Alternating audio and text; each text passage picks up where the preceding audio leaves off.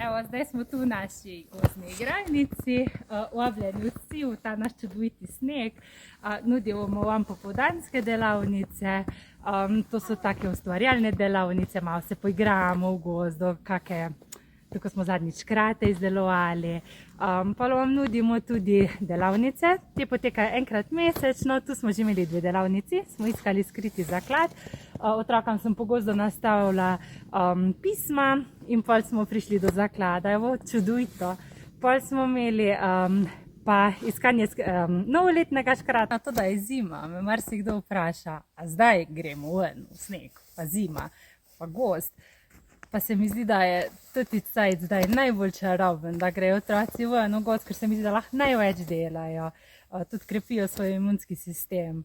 V glavnem, se mi zdi, da imamo več dejavnosti, ko je sneg, lahko nežaka delamo, sankamo kakorkoli, v glavnem izkoristimo potenciale narave gozda. Vabljeni v gozd.